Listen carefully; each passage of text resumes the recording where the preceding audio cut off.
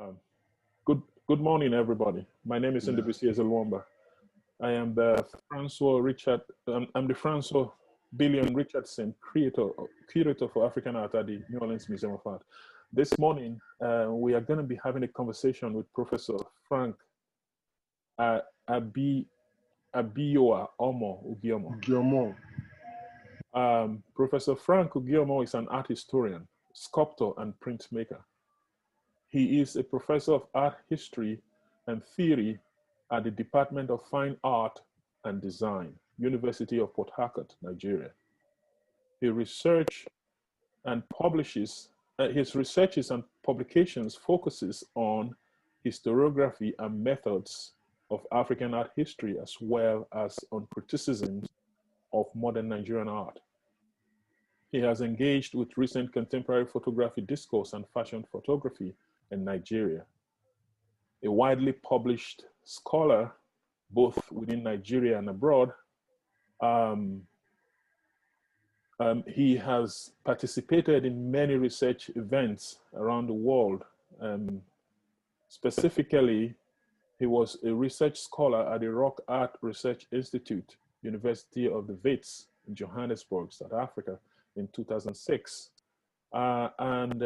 Professor Ugiomoh is the editor to numerous journals and is also consulting editor to quite a number of them, including the Inca Journal of Contemporary Art that is being published by Duke Publishing Press in the United States. Professor Ugiomoh attained his bachelor's and master's degrees from the University of Benin and the University of Ibadan, respectively.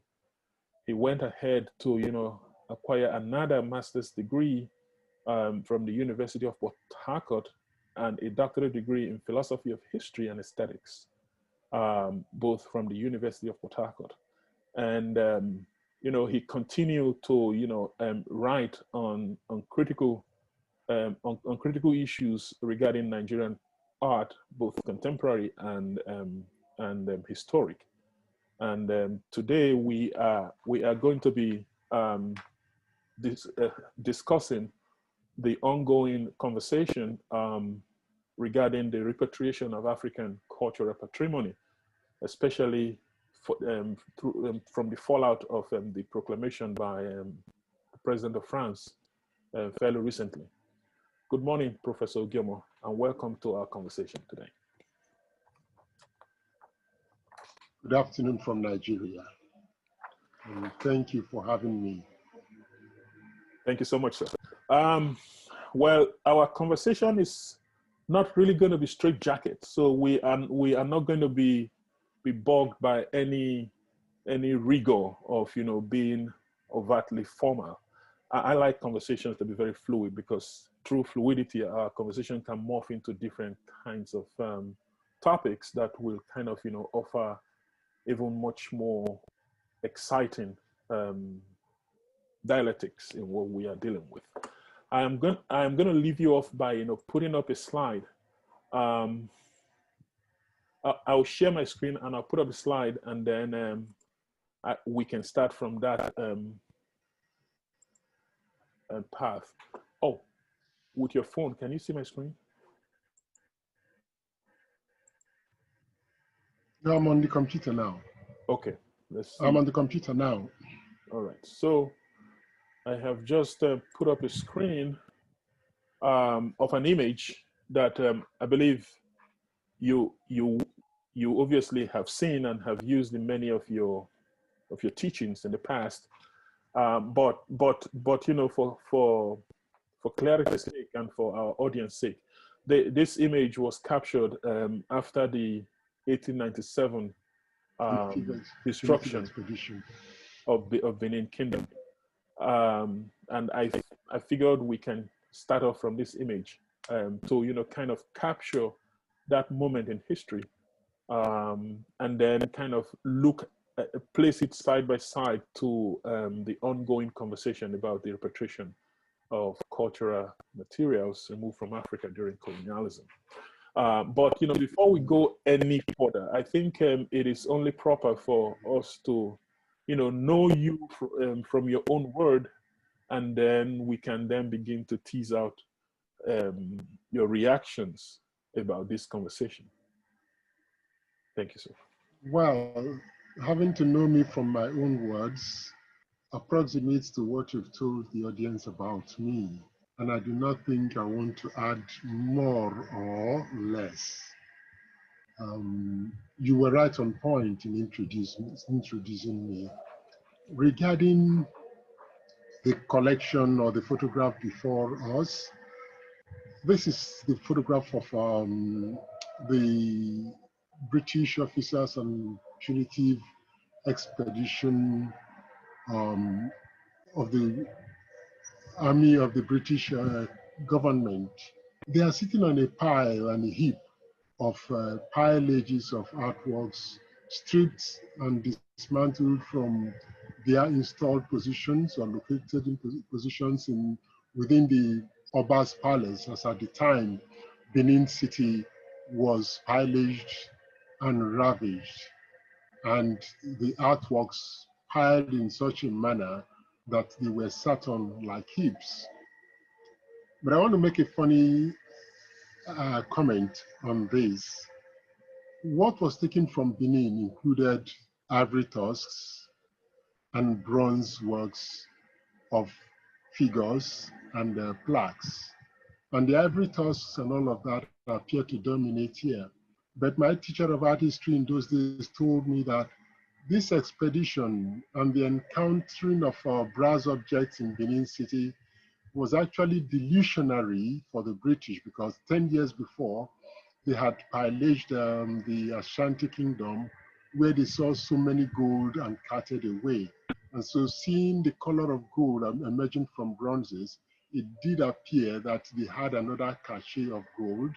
And so it's actually prompted this pillaging and all of that. But that apart is the fact that, yes, before the first act, little efforts were made to see if our artwork could be repatriated. But beyond that even was the fact that when that item became topical issue, that's the Iyoba pectoral mask of Idia, what then happened was that when these items got to Britain and that disappointment occurred, many artifacts of bronze and all of that were dashed to people, such that one of the items returned early in time was a door wage in a family that really never knew its value as an artwork. So eventually, the value and the arty nature and the what do I call it now, the cultural patrimony recognized of these collections became led to what I would call an intense request for reparation of all other artworks taken away from Benin. And it is on record that the British government has more than 700 of such artworks and more than 400 of them from Benin. The same thing with France and a few other nations across the world, arising from this pillaging while it got to Britain. Yeah. Thank you so much for this wonderful perspective. In 2017/2018, the president of France, Macron, made a declaration of the total repatriation of the cultural materials of Africa that were forcibly removed from Africa during colonialism. Although at the time when that statement was made, quite a number of people, out of emotion, jumped into that conversation and kind of were pro repatriation of African material. I believe quite a number of other people, stood with the conviction that Macron was making that statement out of political expediency, but also the practicalities of such declaration really probably would not have been possible. And as if what we were thinking was the case, the practicalities of what he declared no longer looked feasible, especially in the light of the Savoy report. The Savoy report is this very lengthy document that that kind of try to help create. I think they called it I've forgotten what they called it, but I think they called it their moral ethics on how to deal with the issue. Personally, everybody has opinion regarding the repatriation of African cultural patrimony. I, for one, I do, and my opinion is really very, very direct, because I have presented my opinion in quite a number of outlets, and I have also spoken about that to any number of scholars or people who care to listen about the practicalities of the same issue. I would really like to feel your pulse and kind of take out your own perspective on this issue of repatriation. Do you fancy, or do you think that it is necessary for us to repatriate? And if you think it is necessary, total and complete repatriation, is that what we need? If not, what are the things that you find complex in the repatriation conversation, and how do you think it will be sensible for this particular topic to be addressed? Thank you. Yeah, thanks again. The Savoy SAR report was actually commissioned by Macron to at least advance a declaration he made. But the recommendation SAR and Savoy made was problematic because it was not all encompassing, and it did not take into account a few proclamations and promulgations that were global in a given sense. Take, for example, many of these works at a point in time have been located in museums. And the museums that had them were being guided at the universal level, especially with the Hague Declaration of 1954, which actually stated that museums protect the heritage of humankind. And if they protect the heritage of humankind, there is a covering law that brings me into my personality and my nation and my culture into focus within that what would I personally ascribed guardians of human patrimony. But again, too, looked at from that perspective, is the fact that that's one perspective that makes Emmanuel Macron's ambition very problematic. We all, since the, what we call it now, the birth of the nation, again in France, nations have seen themselves as one and united entity of humanity in what came to be known as, first and foremost, the League of Nations. Now we're talking about the United Nations. And some of these organs, especially the UNESCO, the Hague decision and all of that, were factored into our, what we will call our collective humanness. And so this is where the Macron proclamation hit what I will call a problem. As a nation, it is important we key into what we call collective bargaining regarding what we owe each other.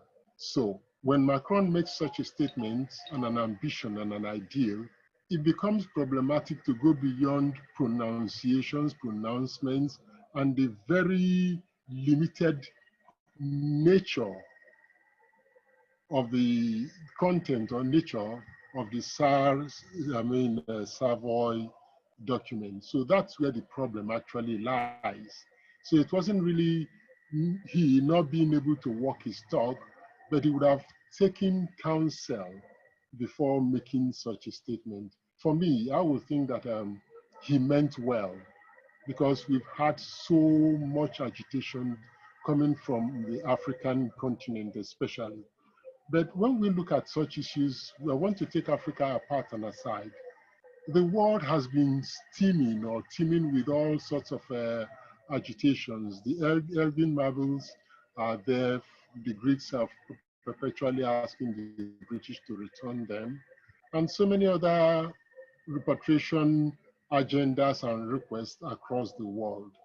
The one thing we want to come to terms with, and I think in reality, is the fact that how did these works get out of the country?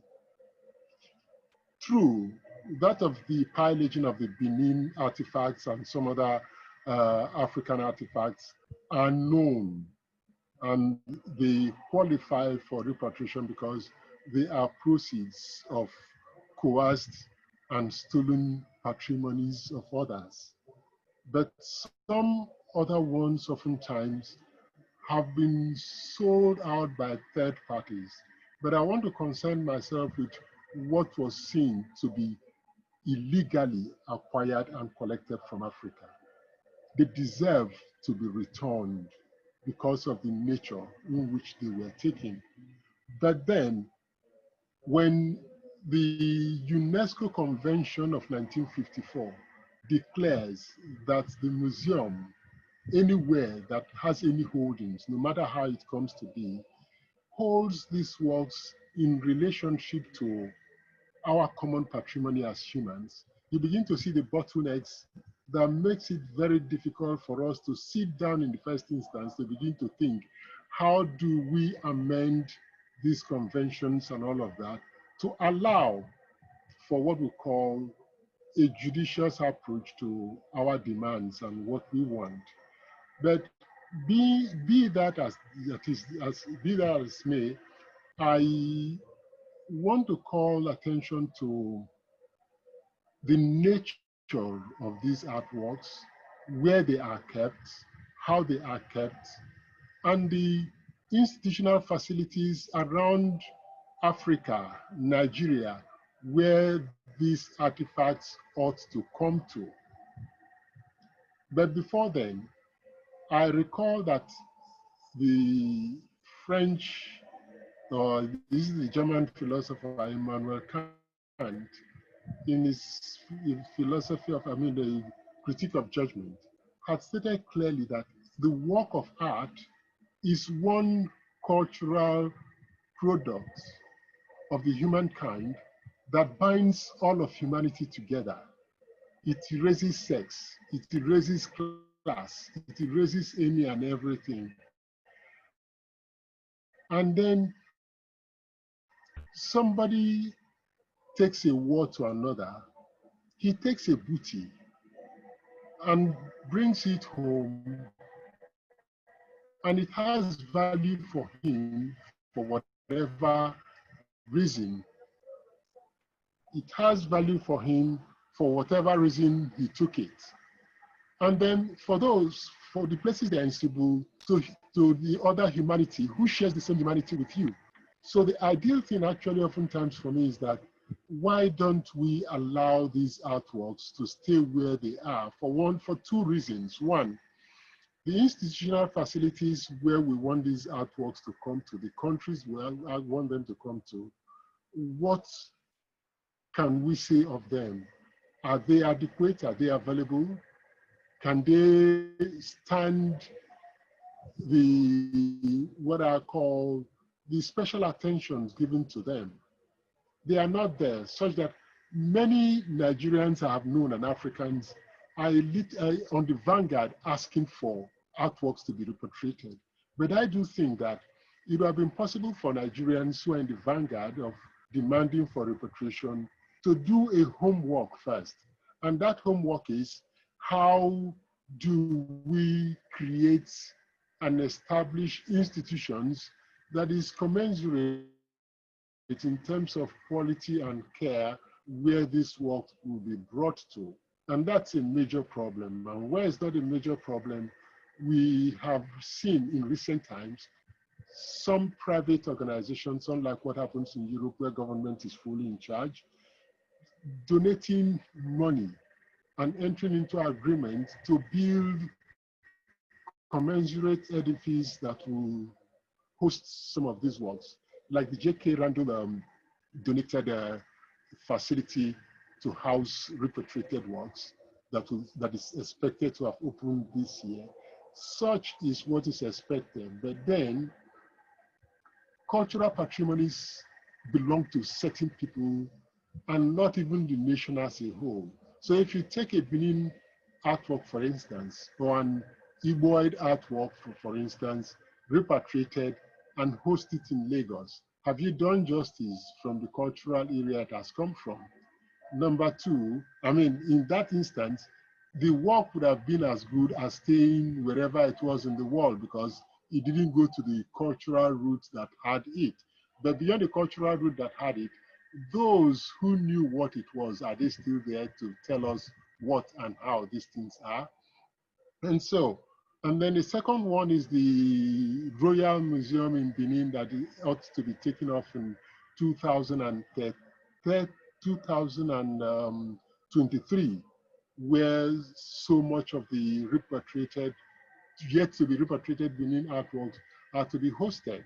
So these are what I call commitments by individuals, NGOs, and organizations to make sure that when we bring these things home, they will find an equivalent place and status they enjoyed outside. But beyond that, I will equally actually what I will call an approach to repatriation where we accede to what we call intercultural sharing, intercultural dialogues, intercultural hostings, and all of that. If you look at some works that have been repatriated in recent times, even when they have been returned to their homeowners, the museums that acquired them, because they hold patrimony for humanity in terms of protection, loan it to those cultures where they came from, and they are not necessarily returned to them. The loaning may be extended ad infinitum until wherever you think, and it will somebody else will say, please return what belongs to us. And probably the dialogue and the dialectics of, oh, it used to be our own, oh, we loaned it to you, becomes the matter to be discussed.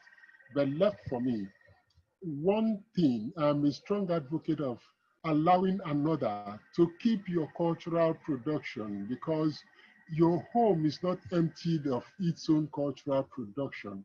It's a kind of sharing, because for one, what belongs to me, my identity that is in your home, is a sharing in a kind of what we call cultural brotherhood. The way the museum stands to be a protector of our collective heritage. What I'm talking about reminds me of my art history, European art history in my undergraduate days, when it was said that Rome conquered Greece, but Greece colonized Rome culturally. In Rome, all sorts of Greek marbles of Greek marbles of original Greek bronzes and marbles were all dotted around Rome, that when you entered Rome, you think you were in a Greek city. So our artworks being requested for repatriation can actually serve such a purpose. And then we will begin to appreciate ourselves a whole lot better within the framework of the common humanity we share, and which Immanuel Kant had actually talked about. Wow. Yeah. Thank you so much for this very elaborate,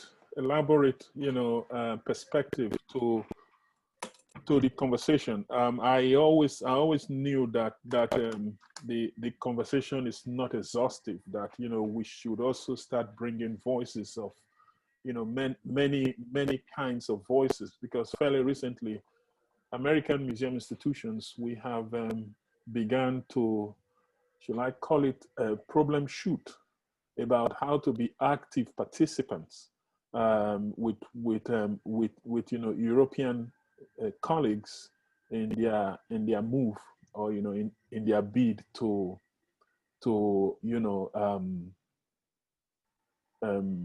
make this repatriation conversation possible.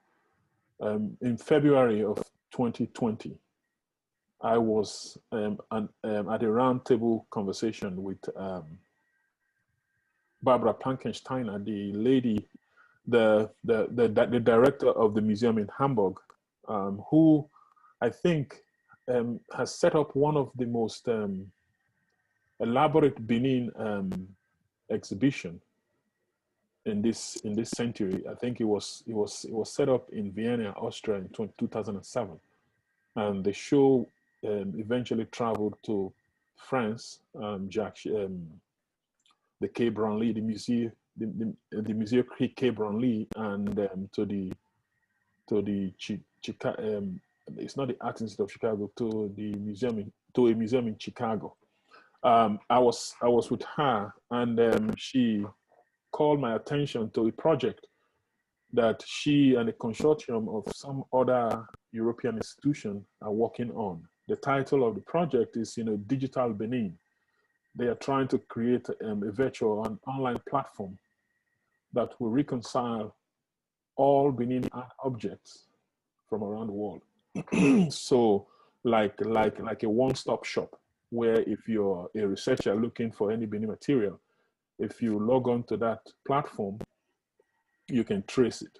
That you see, all those are kind of ways to really, shall I say, give some kind of humanism to these objects, rather than kind of engage in this fight of bring it back, don't bring it back. But aside from that, I think American institution, we are now in that a point where we are also looking at how to complement what the Europeans are doing. And then I advocated that we also need to listen to the culture where this object emanates, so that with whatever we hear or learn from that culture, that will also be like a collective voice, rather than we sit here and make all these ideas and make all these decisions for the people as if they are not a people. In that round table, something that became very interesting when I was giving my paper was the fact that some of those who argue for the total and immediate return of this material, they draw from one argument that they don't have access to the objects, and if they want to travel to go and see the objects, they don't get the visa to go see the objects. There are different kinds of counter argument to that discussion, especially in the case of Benin, where I kind of tend to speak all the time. We know that all Benin material were created by this skilled artisans, or guild of brass casters, and they artists, please. Okay, yeah, this guild of artists, and then they created for the king and the king alone. And we also know how they used to tell us that it was just the king that had access to this material, and not everybody. The few that has are actually powerful and well notable individual in society. So the conversation now tilts towards that way, that if the object gets back to Benin, and things are done the way they ought to be done, who will have access to go and see those things in Paris? So this whole idea of repatriation with sense kind of popped up, where I say, exactly all you have just highlighted, which is work towards creating infrastructure. And then after infrastructure, another thing that we are actually going to start looking at is how to train the manpower, because personnel training and development is also very necessary.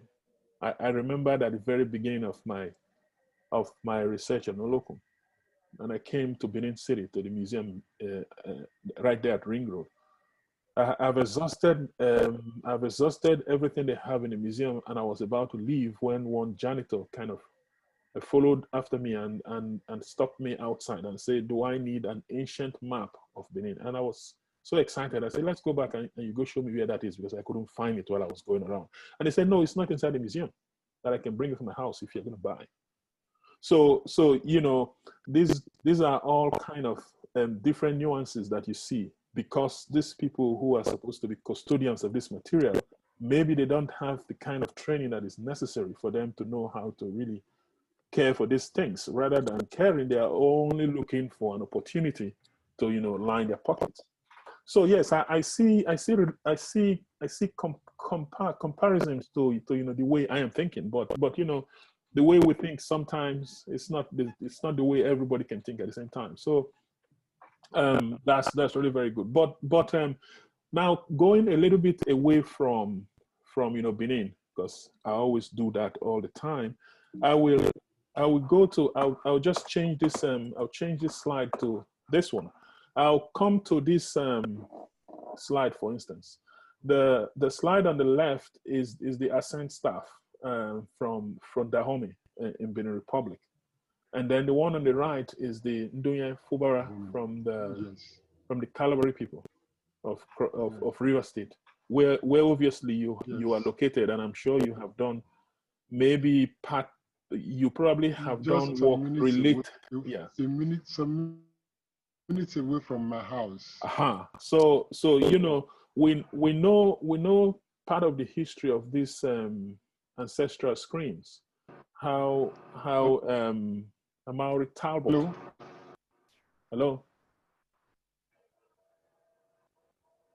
Hello. Yes. Hello. Yeah. Hello. So we know we know some history about this Ndubuisi Fubara, how Amaury Talbot was on a rescue mission to rescue them from iconoclastism at the early 20th century. Yeah.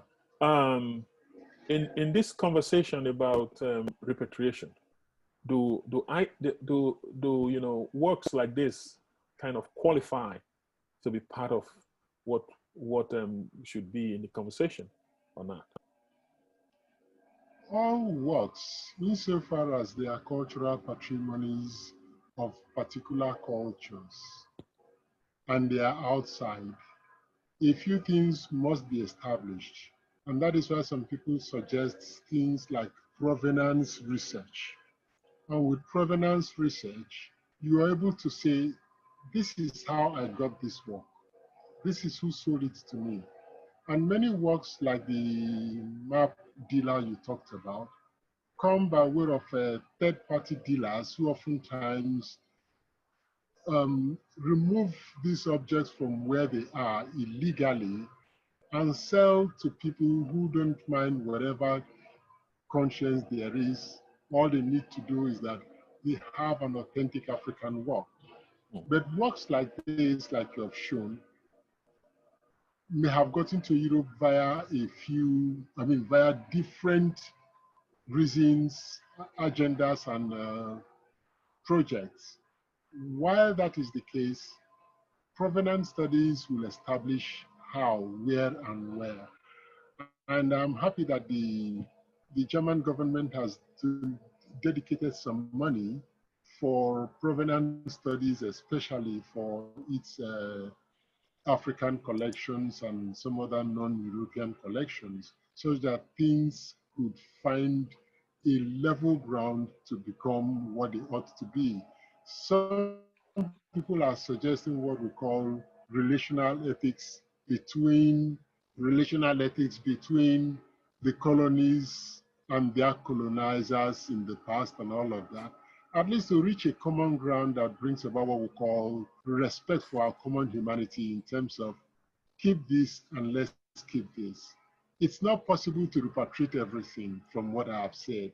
Apart from the Benin, we have so many other. Chika Keke recently was talking about some two Igbo sculptures that were sold recently in France and all of that.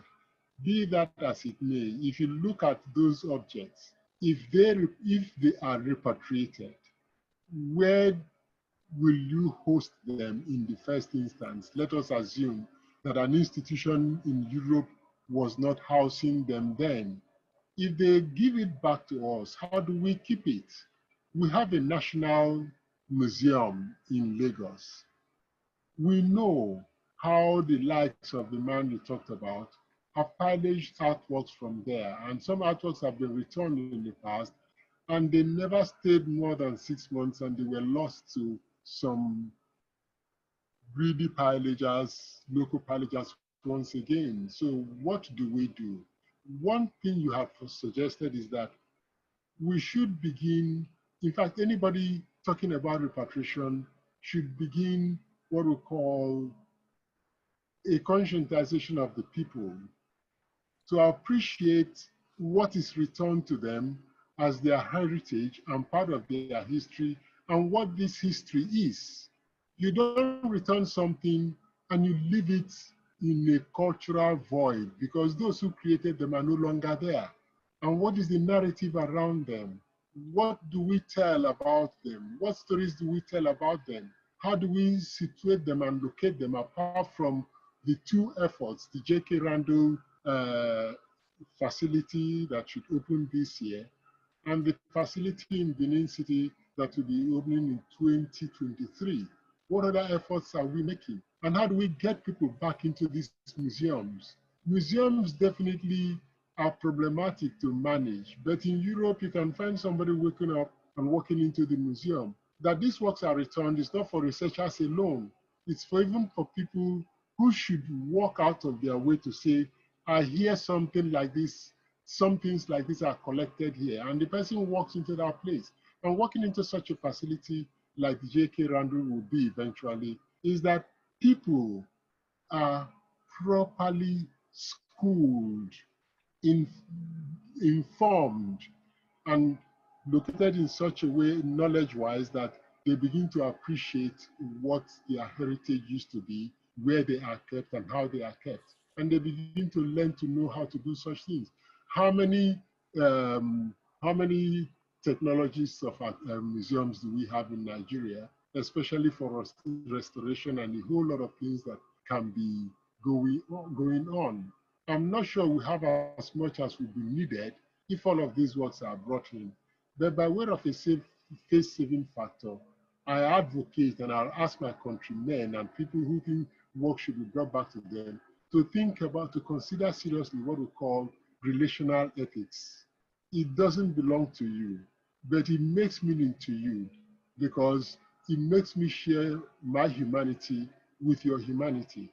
And so we find a middle way to accommodate and keep these things where they are. And those that will be returned home, you return them and make sure that the institutions and facilities that will host them give them the prime attention they need, having been returned to Nigeria. Thank you. That's really very trite. We currently are actually engaging on this conversation, especially from the American Museum Institution perspective, and in the forthcoming dialogue section of the African Art Journal, the conversation kind of continues, and I think we are looking at it from what can the American Museum Institution do regarding what is going on. So, you know, I am not going to go too deep, but I just want to pick your mind, what you think American institutions should do. I'll just throw like one example of, you know, my own idea regarding that. I have advocated for you know, more museum activity or project that also take into consideration the continent, which means if we have exhibition, rather than the exhibition to travel between just America and Europe and then go back to sleep, we should start to think about adding venues, not just one, venues in Africa, so that, you know, this whole idea of relational ethics that you speak about will begin to, you know, look something like it. You know, everybody knows what is happening at every point in time. What do you, you know, from your own perspective, what do you think American institutions need to do, American and European institutions need to do to you know, help in this whole conversation about repatriation or no repatriation? The ideal and the idea is, like I said, nations are bounded by their laws and international laws where they are signatories to. The current laws available to humanity, where we all have appended our signatures, is a little bit difficult. So we want to look at a way of amending the Hague Convention of 1954 and the UNESCO Convention or document of 1970. When we repackage all of this, it makes what we hold and what we have flexible enough to manage and to negotiate between owners and those who are keeping them. So that's one way. And you have mentioned the idea of relational ethics one way or the other. You cannot strip America of all they have.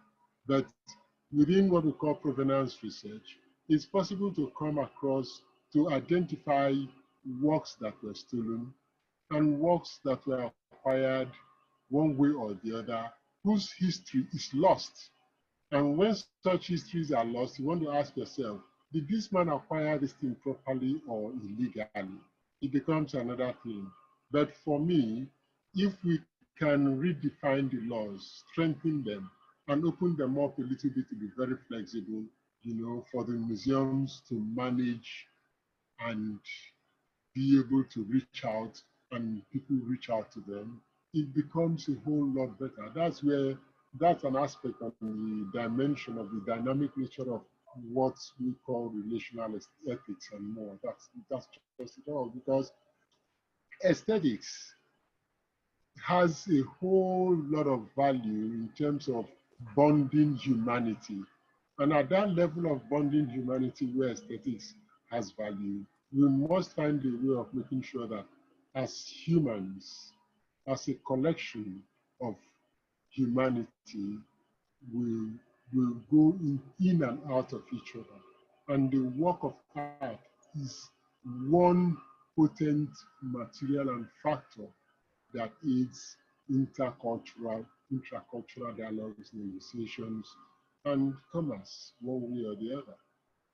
I like what you have because I want to aspire to be like yourself. And that is the idea. I gave an example some time ago when I was in a paper I gave at the British Museum in 2005, that two persons, Aina Nabolu and Pablo Picasso, met at a particular point of relevance within the development of iconographies for our different cultures. While Pablo Picasso leaned towards African mask, Aina Nabolu at the same time leaned towards biblical illustrations that looked so realistic, and they entrapped him. And while they entrapped him, he aspired to get that domesticated in Africa. Pablo Picasso fed the Western mind's aspiration, who was already living in what I would call the fatigue of verisimilitude, an artwork that had an African identity within this construct of his artwork. People said, yes, this is what we've been looking for.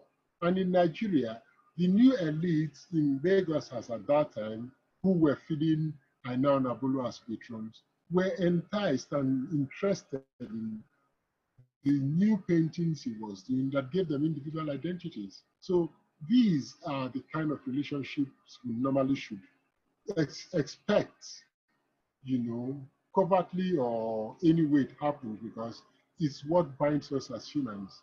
I want to be like you because I like what you have, and you want to be like me because you like what I have.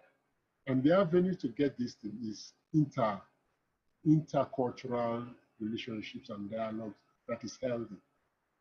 Thanks. Wow, wonderful, wonderful, wonderful. What about the curriculum currently? Are there any concerted effort to like insert these kinds of of subjects as a way to begin that conscientization effort that you speak about?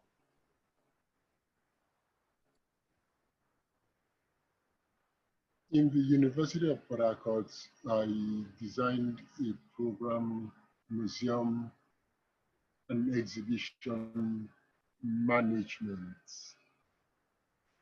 And having taught that for more than 15 years, and looking at the prospects of the current or contemporary art market structure and its dynamism, we're beginning to look at a situation where museology and collection and art patronage and all of that, collections and all of that, come into focus so that at least we maximize the new world order in globalization in terms of even young African artists these days, Nigerian artists want to be seen abroad. And that means they are willing, and as many of them are selling their works to foreign collectors and all of that, because they think that is where they should go and not even remain at home anymore. So there is this fertilization of ideas, aspirations, and yearnings that such courses will bring into the mind. But clearly, it's about individual universities, and we don't really have, we have the NUC in Nigeria. The NUC doesn't appear to know sincerely who to use and what to use to find out what is trending in the academic world within Nigeria and outside Nigeria, and to know how to ask for such things to be brought into the curriculum of the university.